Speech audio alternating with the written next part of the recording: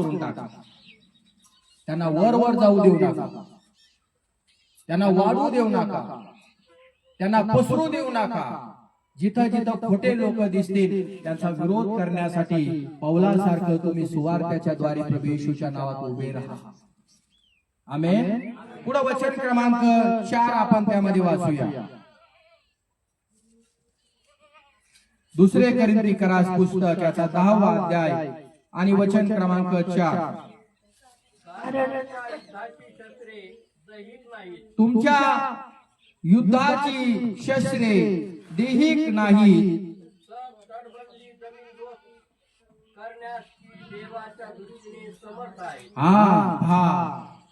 फार महत्वाचं नाही. आमच्या युद्धाची शस्त्रे दैहिक नाही. सगळेजण म्हणा दैहिक नाही. म्हणजे देवाच्या विरुद्ध, देवाविषयक जे ज्ञान आहे, यासाठी तुम्हाला आणि मला सुवार्तेची घोषणा करणं फार महत्वाचं आहे. शेजाऱ्याला सांगा, सुवार्तेची घोषणा करणं फार महत्वाचं आहे.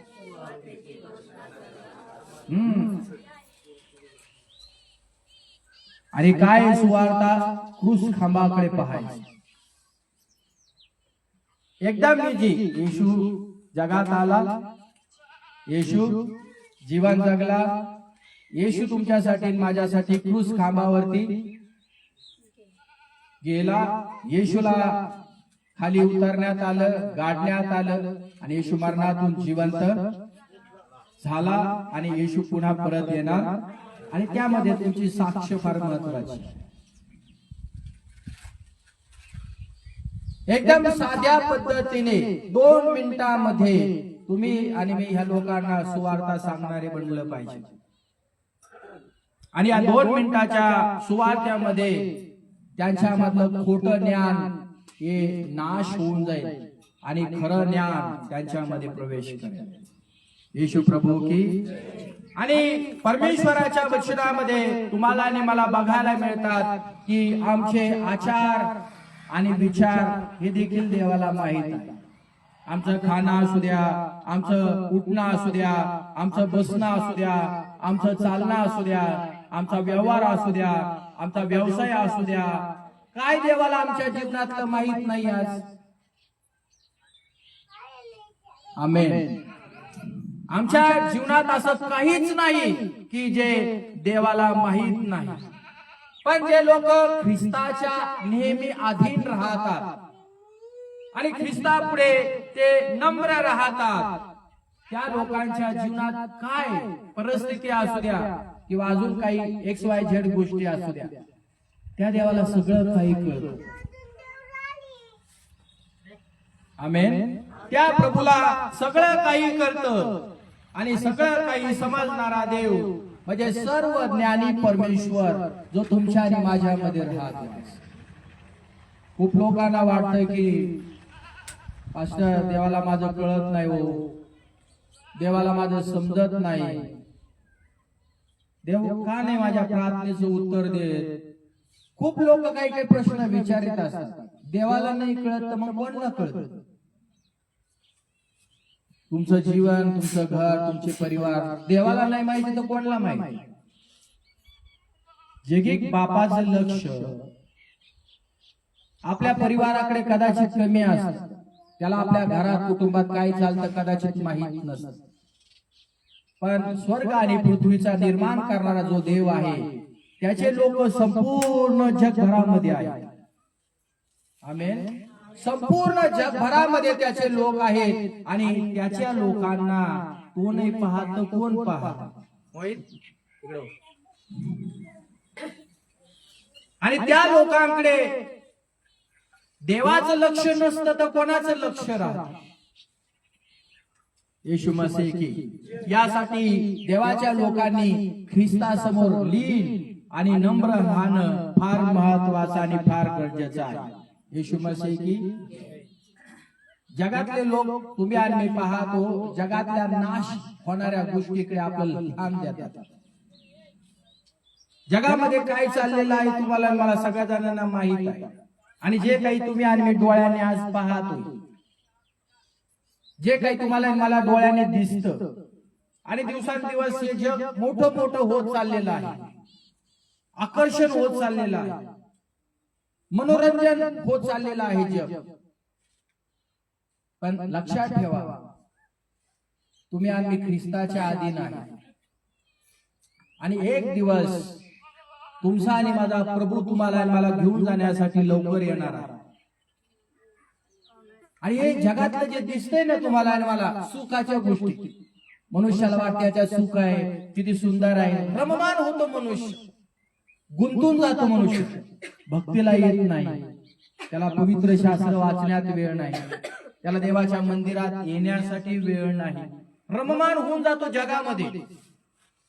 लक्षात ठेवा, एक दिवस असा येणार आहे, तुम्ही सदोम आणि गमोराची आठवण करा. एवढं अट्रॅक्शन, आकर्षण त्या ठिकाणी होतं ना, एवढं आकर्षण की लोट आणि लोटाचा परिवार, बायबल सांगतंय, त्याच्यामध्ये गुंतून गेले होते त्या शहरामध्ये. एवढं त्यांना मनाला आणि डोळ्याला असं मनोरंजन करणाऱ्या गोष्टी झाल्या. बिल्डिंगा, घर, अंक तंक, फलानं बिस्तानं, व्यवहार, पैसा, अडका, शेती, जनावर, ढोर, बाग बगीचा, एकदम हिरवगार. पण तुम्हाला माहिती आहे, प्रत्येक गोष्टीचा देवाने वेळ ठेवलेला आहे आणि योग्य वेळामध्ये देवानं त्याच्या लोकांना बाहेर काढलं. आणि पवित्र शास्त्रामध्ये लिहिलं आहे, लोटाला देवदूत म्हटला की लोटा, या नाश होणाऱ्या गोष्टीकडे पाहू नको, आपला जीव घेऊन पळ. आमेन. नाश होणाऱ्या गोष्टीकडे पाहू नको, तर आपला जीव घेऊन पळ, आपल्या पोरांना घेऊन पळ, आपल्या बायकोला घेऊन पळ. आणि असं लिहिलं आहे, परमेश्वर सदोम आणि गमोरा शहराचा नाश अग्नीने करणार होता. आणि असं लिहिलंय पवित्र शास्त्रामध्ये की जसं देवदूताने त्यांना सांगितलं, आपला जीव घेऊन ते पळू लागले बाहेर. जीव महत्वाचा आहे आपला. धन दौलत नाशवंत गोष्टी पहिल्या महत्वाच्या नाही, जीव महत्वाचा आहे. तर सगळं काही परत कमावता येईल, खाता पिता येईल सगळ्या गोष्टी, पण जीवच नाही राहिला तर प्रॉपर्टीचं काय करणार. परंतु पवित्र शास्त्रामध्ये लिहिले, पळता पळता पळता एक आज्ञा देवाने त्यांना सांगितली होती की पाठीमागं वळून पाहायचं. आमेन. पाठीमागं वळून पाहायचं. आणि बायबल सांगते, लोटाच्या बायकोने पाठीमागं वळून पाहिलं. आज पण बघा, इस्रायल मध्ये असं लिहिलंय, त्यानं मागं वळून पाहिलेले चिन्ह. बायबल सांगते ते मिठाचा खांब झाला. आपल्याला वाटतं हे जगी गोष्टी खूप सुंदर आहेत दिसायला, पण आपले जीवन फसवलं जातं त्याच्यामध्ये. आमचा देखील ख्रिस्त ज्या वेळेस येणार आहे, पवित्र शास्त्रामध्ये लिहिले असं आहे की ह्या नाश होणाऱ्या गोष्टी आहेत, त्याच्यावरती भरोसा ठेवू नका, त्याच्यात आपला जीव पण गुंतवू नका. या नश्वर गोष्टी आहे, का त्याच्यावरती विश्वास ठेवता, का त्याच्यावर तुम्ही भाव ठेवता, का तुम्ही त्याच्यावरती श्रद्धा ठेवता. एक दिवस हे संपणार आहे, याचं एंडिंग होणार आहे. म्हणून या जगामध्ये गुंतून जाऊ नका, नेहमी लोटाच्या बायकोची आठवण करा. मी म्हणत नाही कमवू नका, कमवण्याचा वेळ कमवायला द्या, देवाचा वेळ देवाला द्या, भक्तीचा वेळ भक्तीला असणं गरजेचं आहे, कामाचा वेळ कामाला देणं पण गरजेचं आहे. पण असं सोडून नका, भक्ती सोडून द्यायची आणि काम करत बसायचं, व्यवसाय करत बसायचा, धंदा करत बसायचा. मग आपला विश्वास दिवसांदिवस खालावला जातो आणि आपलं सत्य ज्ञान आपल्यामध्ये जे भर पडायचे असते, त्या सत्य ज्ञानापासून आपण कमी कमी कमी होऊन जातो. कालांतराने आपण एक माठा विद्यार्थी बनतो. येशू प्रभू की. म्हणून देवाच्या वचनात लिहिलंय, आमचं लक्ष कुठं लावलं पाहिजे. ख्रिस्ती लोकांनी, देवाच्या लोकांनी आपलं लक्ष रोज सार्वकालिक जीवनाकडे लावायचं. इथं परमानंट कुणी आहे का? हे सांगा. इथं कंटिन्यू कुणी राहणार आहे का? ज्याला मृत्यूच नाही असा व्यक्ती आहे का? अमरण व्यक्ती, इथं मरणच मला येणार नाही असा व्यक्ती आहे का?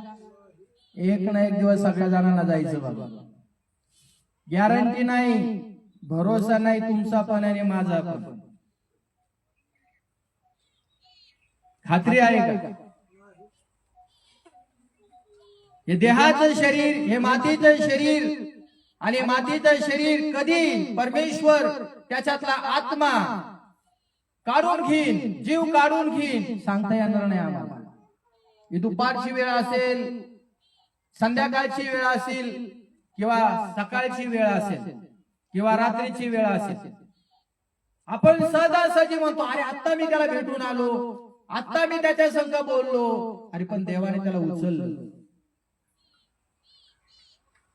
पण महत्वाची गोष्ट या ठिकाणी आहे की ख्रिस्ती लोक हे देवाच्या इच्छेप्रमाणे जगणारे आहेत.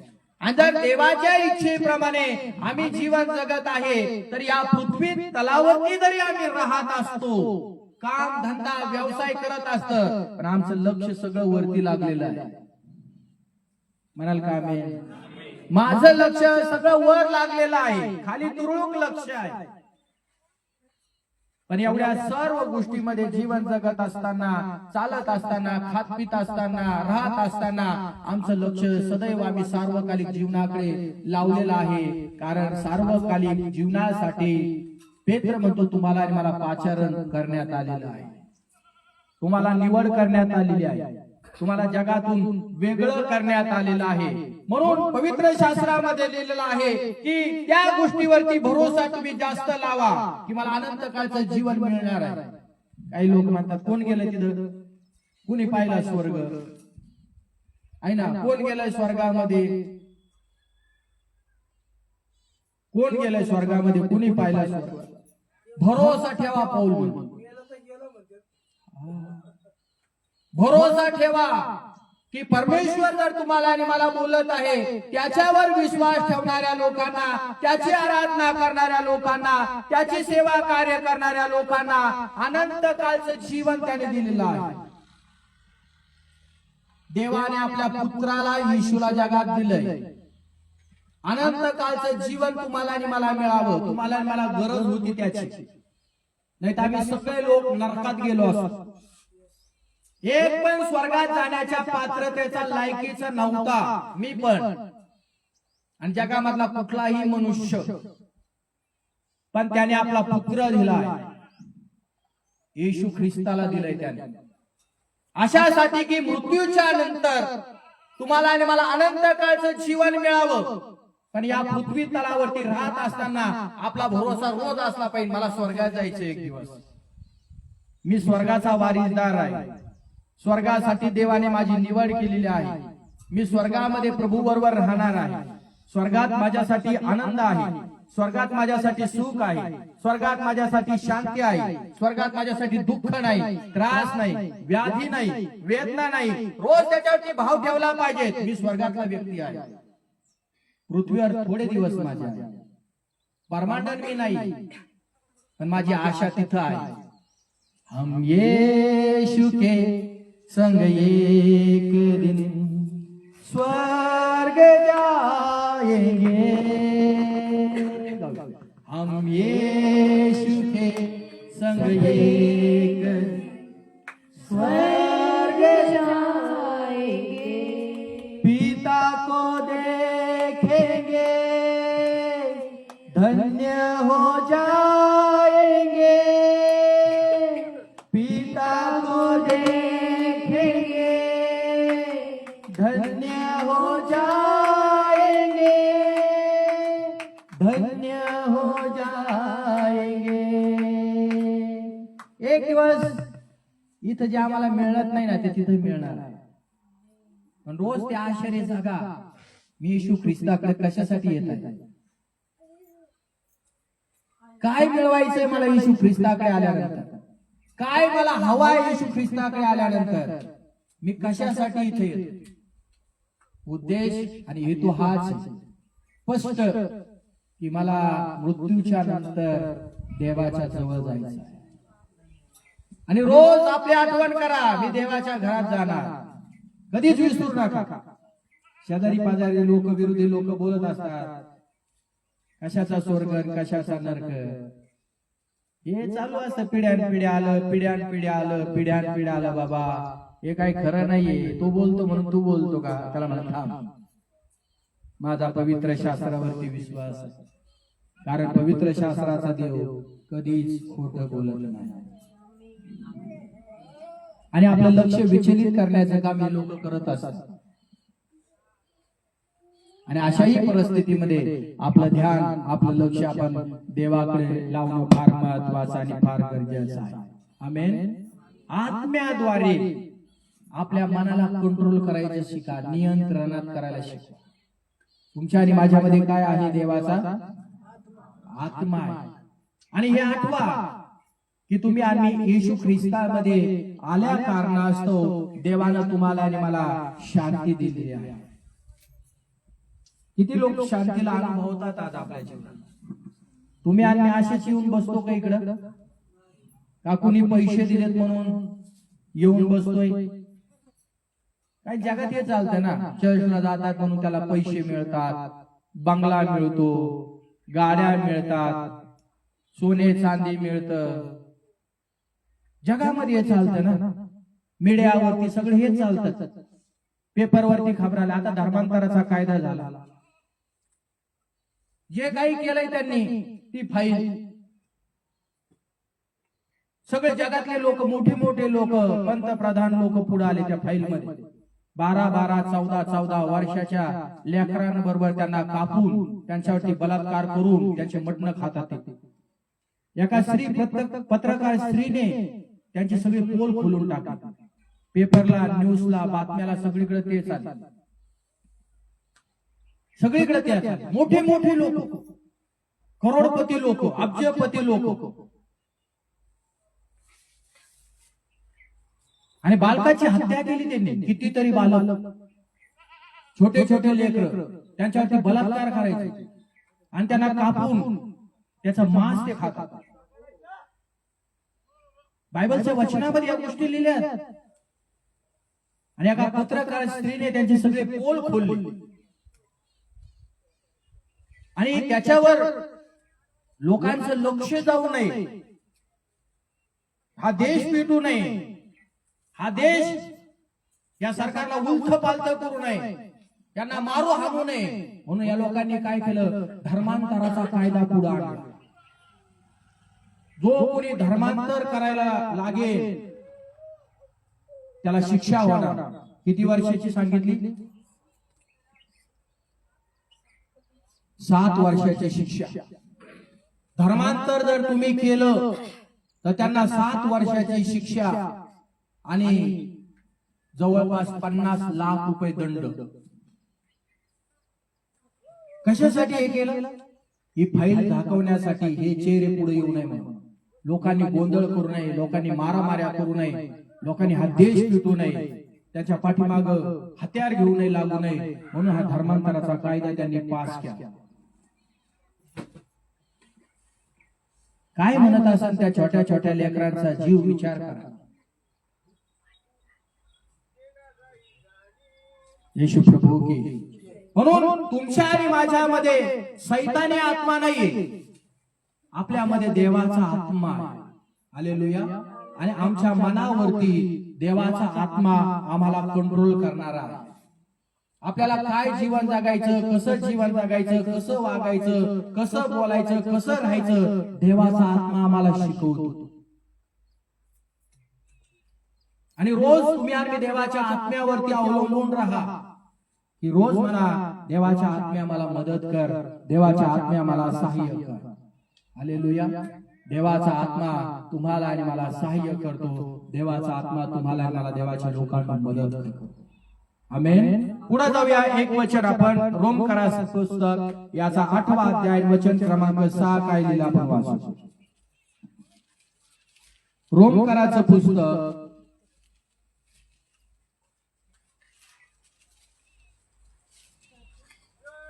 म्हणून सेवा कार्य करत असताना सुवार्तेवरती भर देणं फार महत्वाचं आणि फार गरजेचं आहे. सुवार्ता जो माणूस सांगतो लोकांना, तो लढाई जिंकल्यासारखा आहे.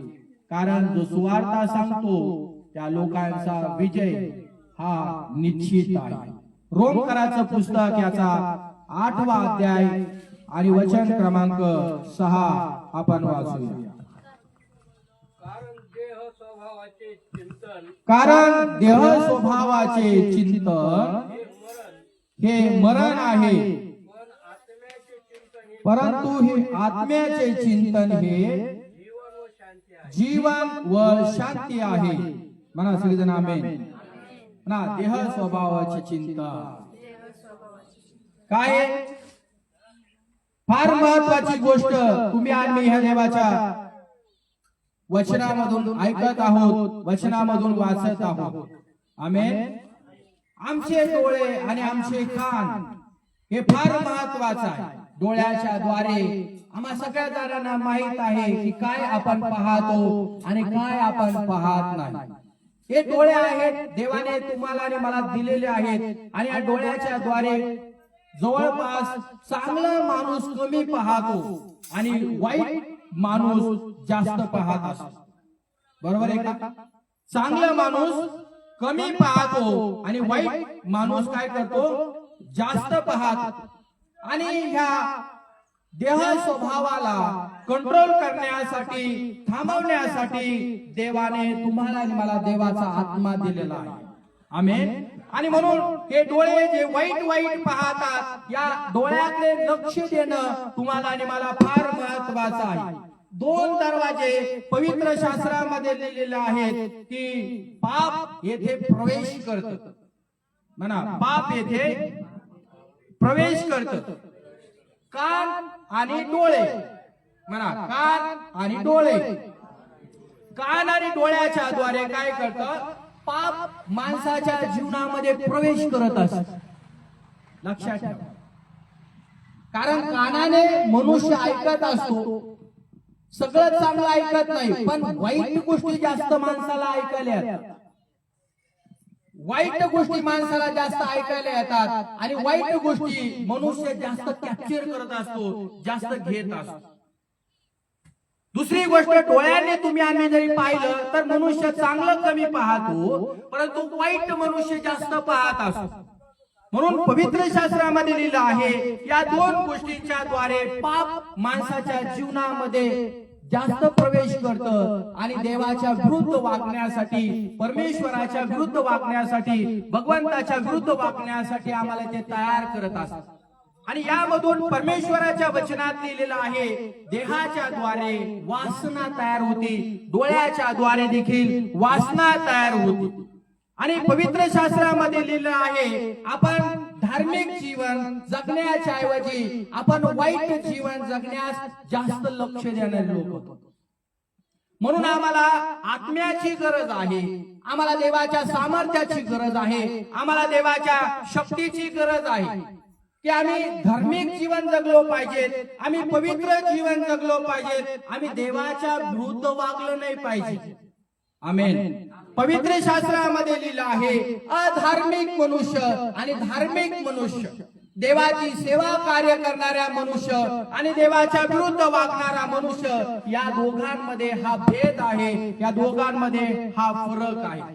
धार्मिक माणूस नेहमी वाईट गोष्टीपासून लांब पळतो, पण जो धार्मिक नाही तो माणूस पापाकडे जास्त धावत असतो, देवाच्या विरुद्ध जास्त तो वागत असतो. आणि ज्यावेळेस आपली गोष्ट लक्षात ठेवा, कान आणि डोळे ज्यावेळेस तुम्हाला आणि मला इशारा देतात हे वाईट आहे, तर समजून चला देव तुम्हाला म्हणतो तिथून पळा. हालेलुया. पळा. बायबल सांगते, पौल देखील एका ठिकाणी म्हटलाय जे तुम्हाला चुकीचं काही दिसतं त्याच्यापासून तू पळ, लांब पळ. जे देवाला आवडत नाही, जे देवाला प्रिय नाही, जे देवाला पसंत नाही त्याच्यापासून लांब पळ. पण हवाबाईने उलट केलं, लांब पळायच्या ऐवजी जवळ. हालेलुया. आणि म्हणून देवाच्या वचनात लिहिलं आहे की मनुष्य ज्यावेळेस देवाच्या अधीन होतो, अधीन होणं म्हणजे काय? आपलं जीवन देवाच्या हातामध्ये येतं, विश्वासाने जीवन जगायचं. देवा दंडवत घालतो आपण साधारणपणे. हालेलुया. साष्टांग दंडवत घालतो देवाला, आपण पूर्ण शरण येतो पालथ पडून आणि आम्ही म्हणतो देवा तुला शरण आलो, ईश्वरा तुला शरण आलो, भगवंता मी तुला शरण आलो. पूर्ण साष्टांग दंडवत घालून टाकतो देवाला आणि देवाच्या हातामध्ये आहेत तशा जीवनामध्ये आपण सापडून जातो. देवाला म्हणतो की देवा मी तुला शरण आलेलो आहे, आता तुला माझ्या जीवनात काय करायचंय ते कर, कारण माझं जीवन तुझ्या हातामध्ये घे आणि तुझं सत्य ऐकण्यासाठी देवा मला सहकार्य कर, पवित्र आत्मा मला मदत कर. रोज तुम्ही आणि देवाकडे प्रार्थना करा. जे लोक नम्र होतात, देवाला शरण येतात, त्या लोकांच्या जीवनामध्ये नेहमी ते विचाराने देवाचा मान करतात, देवाचा सन्मान करतात, देवाचा आदर करत असतात. येशू मसीह की देवाचं वचन आपल्या जीवनामध्ये दिवसांदिवस भरा. देवाची ओवी वचनाची आपल्या मनामध्ये दिवसांदिवस भरली पाहिजे. त्यासाठी रोज तुम्ही शास्त्र वाचलं पाहिजे. रोज तुम्ही आणि देवाचा ग्रंथ वाचणं फार महत्वाचं आणि फार गरजेचं आहे. जोपर्यंत तुम्ही मी वाचणार नाही, एकदा वाचा, दोनदा वाचा, तीनदा वाचा. वाचल्याने तुमच्या आणि माझ्या जीवनामध्ये देव काहीतरी प्रगट करत असतो, देव काहीतरी बोलत असतो आणि बोलल्यामुळे काय होतं, आमच्या अंतःकरणात त्या देवाच्या वचनामध्ये जे सामर्थ्य आहे, देवाच्या वचनाची ताकद आहे, आमचे वाईट विचार मनातील काढून टाकायचे, डोक्यातील काढून टाकायचे आणि तो देव त्याच्या ओवीने, त्याच्या स्पर्शाने आम्हाला सामर्थ्य देत असतो, शक्ती देत असतो. म्हणून रोज तुम्ही आणि देवाचं वचन वाचणं फार महत्वाचं आणि फार गरजेचं आहे. जे चांगलं आहे जगामध्ये जीवन जगत असताना ही गोष्ट लक्षात ठेवा, जे चांगलं आहे, चांगला पहिला कोण आहे? परमेश्वर चांगला आहे, देव चांगला आहे. देवाला पहिल्यांदा धरा. आमेन. शेजाऱ्याला सांगा, देवाला पहिल्यांदा धरून ठेव. सगळ्यात गोष्ट महत्वाची, देवाने आम्हाला जन्माला घातलं तर देवाला आम्हाला सगळ्यात प्रथम मान देणं गरजेचं आहे. देवाला धरून ठेवणं फार महत्वाचं आणि फार गरजेचं आहे. आणि देवाशिवाय तुम्ही आणि मी जीवन जगू शकत नाही. आणि देवाने तुम्हाला आणि मला जन्माला घातलेला आहे आणि शेवटी देव या जगामध्ये तुम्हाला आणि मला सांभाळणार आहे आणि देवच तुम्हाला आणि मला या जगातून उचलून घेऊन जाणार आहे आणि शेवटी जगाचा, मानवाचा न्याय करणारा देखील परमेश्वरच आहे. येशू प्रभू की देवावरती अवलंबून राहा. शेवटचं वचन आपण वाचूया. फिलिप्पीकराचं पुस्तक याचा 4था अध्याय आणि वचन क्रमांक 8 मध्ये काय लिहिलंय आपण पाहूया. म्हणून हे सत्य आपल्या मनावरती आपण बिंबवूया की मला देवाची गरज आहे, मला सत्य ज्ञानाची गरज आहे आणि सत्य ज्ञान जर मी ऐकलं तर माझी आणि देवाची एक ओळख होते आणि देव मला त्याचं लेकरू, त्याचा मुलगा, त्याची मुलगी म्हणून स्वीकारतो. फिलिप्पीकराचं पुस्तक याचा 4था अध्याय आणि वचन क्रमांक 8 आपण वाचूया. बंधूंनो, शेवटी इतकेच सांगतो की, शेवटी तुम्हाला प्रभूमध्ये इतकेच सांगतो की जे काही सत्य, जे काही आदरणीय, पहिली गोष्ट जे काही सत्य म्हणजे एकच आहे, देव पहिला. सत्य देवच आहे. दुसरी गोष्ट आहे आदरणीय, जे काही न्याय, जे काही ज्ञान, जे काही शुद्ध, जे काही शुद्ध, जे काही प्रशंसनीय, जे काही प्रशंसनीय आहे, जे काही श्रवणीय, जे काही श्रवण करण्यासाठी, ऐकण्यासाठी योग्य आहे, जो काही सद्गुण आपल्या जीवनामध्ये घेण्यासारखा आहे, जी काही स्तुती, जी काही परमेश्वराची स्तुती करण्यास त्याचे मनन करा.